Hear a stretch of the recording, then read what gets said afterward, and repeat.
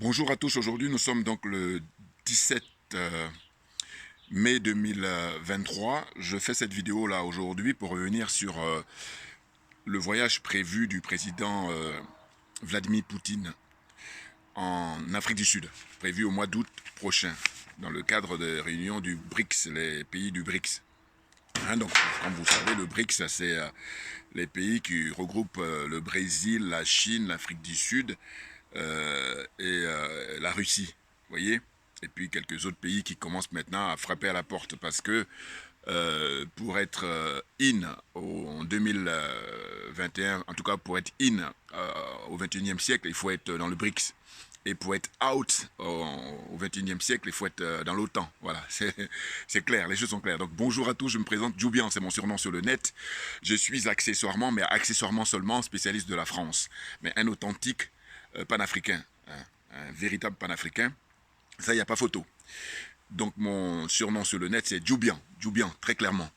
Donc je disais que je reviens sur cette visite-là qui est annoncée. Et pourquoi? Mais parce que, en fait, on est en pleine hypocrisie, j'allais dire, permanente, parce que la CPI, hein, cet organe judiciaire qui est créé par les adeptes de l'OTAN, pour asservir tous les autres pays du monde. Hein, voilà, c'est-à-dire que cet instrument-là est à leur service pour, comment dire, manipuler tout le monde, hein, très clairement. Parce que vous allez constater que à la CPI, comment dire, précédemment, des gens qui devraient être traduits ne l'ont pas été, même jusqu'à ce jour, alors qu'ils sont encore vivants.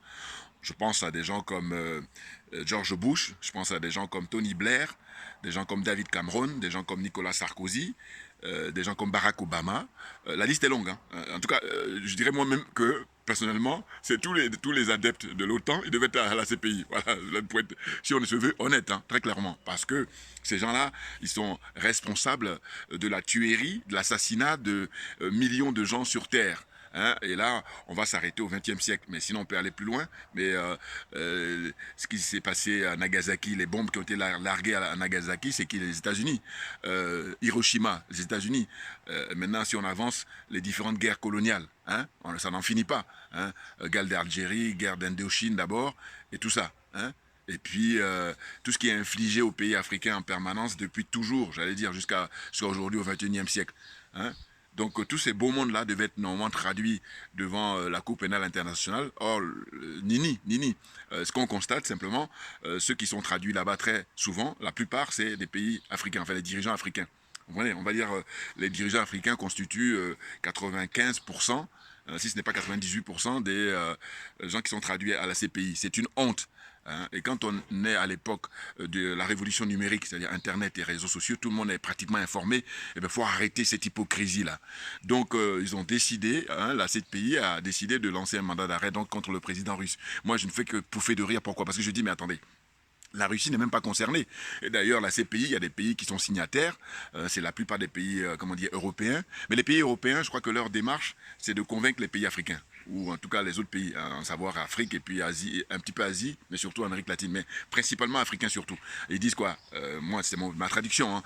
Je pense que les pays européens, quand ils signent là, le traité de Rome pour la création, en vue de la création de la CPI, ils disent voilà, on adhère tous, mais en réalité, quand ils adhèrent, eux, ils savent au fond d'eux-mêmes que aucun de leurs soldats, aucun de leurs dirigeants n'irait là-bas à la CPI. Donc, simplement pour, comment dire, convaincre les corrompus là, de l'Afrique, hein, des pays africains. J'allais dire, il y a cette zone-là, il n'y a pas que cette zone, c'est l'Afrique en général, hein, qui sont corrompus, et cette zone-là principalement, la zone des aliénés, des complexés, des corrompus, vous savez, comme je dis d'habitude. Et j'ajoute la zone des jaloux et des sorciers. Et je dis encore une fois, quand je dis ça, on peut s'en sortir. C'est une question de volonté, une volonté personnelle, une volonté collective, et une volonté politique, très clairement. Voilà, donc ça veut dire qu'on n'est pas condamné, mais simplement, il y a des gens qui sont animés pour rester définitivement dans la servitude volontaire, mais que ces gens-là nous oublient, parce que nous, on n'a pas le temps, c'est clair. Bon, donc ce que je voulais dire, c'est que l'Afrique du Sud, enfin, comment dire, va recevoir donc cette grande réunion des BRICS qui est prévue donc au mois d'août, et d'aucuns, il y a ceux qui sont pour l'arrestation du président, son Excellence Vladimir Poutine. Alors je dis que lui, c'est le mari des garçons, voilà. Hein, c'est-à-dire que tous les présidents du monde, c'est leur boss, le big boss, c'est lui. Les autres, ce sont des charlatans, ce sont des nigauds, ce sont des, comment dire ça, hein, des clowns, voilà, c'est ça. Hein, pour ne même pas dire des figurants, alors les pays, la zone CFA, là, eux, ils sont même des silhouettes. Hein. Là, je suis gentil de dire ça, hein. Voilà. Donc, au fond, qu'est-ce que ça m'inspire? Ben, écoutez, ce que ça m'inspire, c'est de dire que on se moque du monde royalement. Et j'en profite pour rendre hommage à un honorable, comment dire, le député Julius Malema. Ah oui, un grand monsieur, très grand monsieur. Voilà, lui c'est vraiment celui qui sauve l'honneur en Afrique du Sud, hein, parce que il est effectivement dans la tradition de la résistance, à savoir que l'Afrique du Sud a connu 40 ans d'apartheid. Vous savez ce que c'est que 40 ans d'apartheid? Moi, j'ai toujours le souvenir quand j'étais au lycée. À l'époque, notre enseignante, une professeure de français, je crois, elle nous avait envoyé, nous a emmené voir un film qui s'appelait, un documentaire hein, qui s'appelait La dernière tombe d'Imbaza. Alors, je ne sais pas, il faut retrouver sur Internet. Hein, La dernière tombe d'Imbaza. Et ce documentaire-là montrait en fait la souffrance des Sud-Africains à l'époque de l'apartheid. L'apartheid, hein. Ils sont chez eux, hein, et puis ils sont considérés comme moins que rien. Ça a duré 40 ans. Vous vous rendez compte? Donc 4 décennies. Et là, la discussion aujourd'hui au XXIe siècle, c'est le président Cyril Ramaphosa, là, corrompu aussi de première classe, qui est en train de dire nous sommes neutres. On n'est ni pour la Russie, ni pour, comment dire ça, l'Ukraine. Voilà. Ou en tout cas, les adeptes de l'OTAN. Mais heureusement que, justement, l'honorable député Julius Malema, eh ben, il a prévu là, dans les jours qui viennent, de déposer une proposition de loi à l'Assemblée, là-bas en Afrique du Sud, pour dire que il demande très clairement que le gouvernement sud-africain, hein, le président Ramaphosa, Cyril Ramaphosa, qui prenne ses responsabilités pour dire que l'Afrique du Sud est pour la Russie, très clairement. Il faut arrêter cette hypocrisie-là. Parce qu'il y a l'ambassadeur des États-Unis, paraît-il, là-bas, qui a signalé qu'il y a des armes qui ont trafiqué, enfin, qui sont passées par l'Afrique du Sud au mois de décembre dernier, décembre 2022. Et donc, tout ça. Mais, attendez, le pire, c'est pas ça. Le pire, c'est que enfin le pire. Ce que je veux dire, c'est que quand on voit ce qui se passe là, moi, franchement, ça m'inspire, je dis, mais les cours d'histoire, mais plus que jamais, doivent avoir des coefficients très importants. Encore que ça dépend. En tout cas, moi qui suis à dire que ma religion, c'est la vérité et la justice, je dis, pourquoi je dis que les cours d'histoire sont importants, c'est que, mais c'est une histoire en plus qui est récente. 40 ans d'apartheid, qui est-ce qui a mis en place l'apartheid et qui est-ce qui l'a nourri pendant 4 décennies?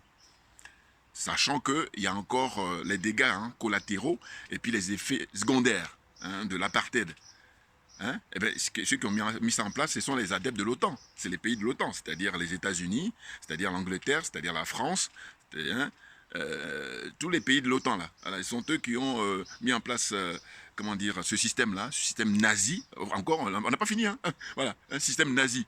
Ce qui fait que moi, je suis à 1000 pour 1000, à 100% avec l'honorable, le député, comment on appelle, Julius Malema, très clairement. Ah oui, on est sur la même longueur d'onde. Inutile de le rappeler, hein, à savoir que comme ce sont les adeptes de l'OTAN qui ont mis en place 40 ans d'apartheid, aujourd'hui, il n'est pas question d'hésiter pour dire qu'on soutient la Russie.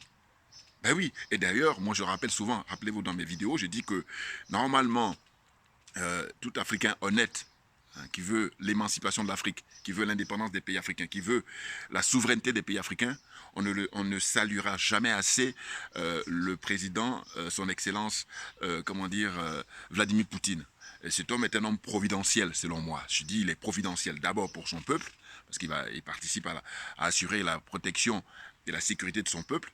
Et puis, il est surtout, comment dire, un homme providentiel pour les pays africains qui veulent se libérer d'une part, l'impérialisme, d'autre part, comment dire, le colonialisme, et surtout la France-Afrique. Hein, voyez-vous? Voilà. C'est ainsi que je dis, il faut saluer son courage, il faut saluer son intelligence politique. C'est un grand homme d'État, vous comprenez? Je dis le mari de tous les présidents qui existent au monde, c'est lui, le boss, le big boss, très clairement. Donc, quand ils disent que la CPI, comment dire ça, lance un mandat d'arrêt contre lui, c'est juste, ils se font plaisir, voilà. Et puis ils impressionnent les gens qui comprennent rien ou qui n'ont pas compris, voilà. Mais nous qui avons compris, on sait qu'il n'y aura rien du tout et que, à la limite, qu'est-ce qu'ils font? Comme d'habitude, ils veulent laisser faire le sale boulot par les Africains. Et c'est ainsi que Cyril Ramaphosa, je vous dis, c'est des corrompus parce que je ne peux pas m'empêcher de penser, par exemple, à ceux qui disent oui, le président Nelson Mandela, à l'époque, il n'aurait pas dû faire des concessions. Mais attendez, le pauvre monsieur, je dis, il ne faut toujours pas oublier qu'il a fait 27 ans en prison. 27 ans en prison. Vous vous rendez compte pourquoi? Il a sacrifié de sa vie, toute sa jeunesse, pour que justement les Africains en général et les Sud-Africains en particulier soient libres. Vous vous rendez compte? Et j'ai dit, bon, admettons que lui, il ait fait des concessions, admettons. Mais j'ai dit, mais comment ça se fait que ses successeurs, eux, ils ne prennent pas les choses en main, ils ne prennent pas le taureau par les cornes? Voilà. Et il ne faut pas oublier que après lui, il y a eu comment il s'appelle, Thabo Mbeki, un autre corrompu aussi, qui n'a aucun charisme. Après, il y a eu Jacob Zuma, lui, corrompu, mais alors c'est déclaré, hein, c'est-à-dire qu'il était mouillé, là, c'est même pour ça qu'il a été même faire un tour en prison. C'est là où tu vois la liberté de la justice, sud-africaine. Ah oui, oui, oui. C'est un des pays où la justice est libre. Ils ont fait la démonstration. Ils ont mis en prison Jacob Zuma. Ils l'ont libéré là après parce qu'il avait des raisons de santé, des problèmes de santé, parce qu'il est âgé. Mais sinon, il a quand même goûté la prison. Alors, il avait été en prison à l'époque, il était beaucoup plus jeune dans le cadre du régime de l'apartheid, là c'est autre chose. Mais là, c'était en tant que prisonnier politique. Mais là, ils l'ont enfermé récemment. Hein, quand il avait été arrêté, c'était parce qu'il était corrompu. Ils ont mené des enquêtes et ils ont vu qu'il y a une famille indienne qui l'a corrompu et qui a fait que voilà, il a été injusticiable comme tous les autres citoyens sud-africains. Voilà. Donc les choses sont claires. Donc je dis, tous les successeurs de Nelson Mandela, il se trouve que c'est tous de gros, comment dire, corrompus. C'est la raison pour laquelle on est dans cette situation-là. Voilà. Alors que le président Nelson Mandela, c'est un homme digne. Rappelez-vous, quand il est sorti de prison, qu'est-ce qu'il a fait?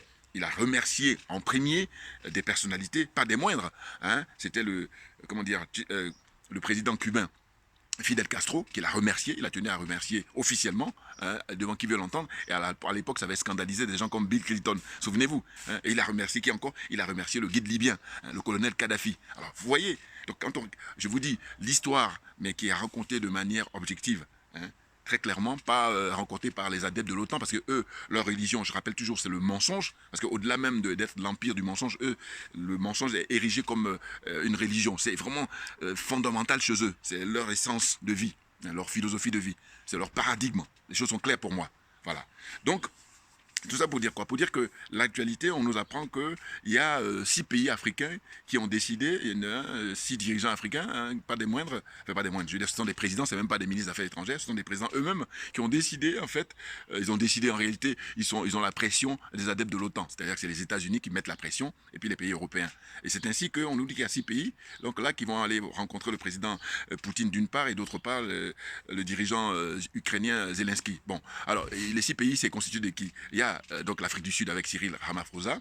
Ensuite, il y a le Sénégal avec Macky Sall. Mais Macky Sall, lui, je crois que c'est une occasion, en fait, de montrer au peuple sénégalais que voilà, il est important. Alors que là, nini, hein, aucun charisme. Simplement, il doit plier ses bagages parce que le moment est venu. Et d'ailleurs, moi, ce que j'encourage, je dis, Macky Sall, il faut écourter son mandat. Il ne faut pas attendre, hein, au mois de juin, juillet. Il faut qu'il parte maintenant. Parce que sinon, il va nous fatiguer. Voilà, il nous fatigue. Parce qu'il sait très bien. Et il fait, justement, comme j'ai toujours dit, regardez mes vidéos anciennes, il fait ce que j'appelle la politique de la terre brûlée. Il ne fait rien d'autre. Voilà. Donc il faut maintenant qu'il parte. Et d'ailleurs, vous voyez là, c'est très très chaud dans toutes les grandes villes, notamment là-bas, la commune de Ziguinchor où Ousmane Sonko est maire. Eh bien, toute la jeunesse se lève comme un seul homme pour dire qu'on va abréger le mandat de Macky Sall. Voilà, les choses sont claires. Donc les 6 pays, donc je vous dis, il y a le Sénégal, il y a la Zambie, il y a Congo-Brazzaville.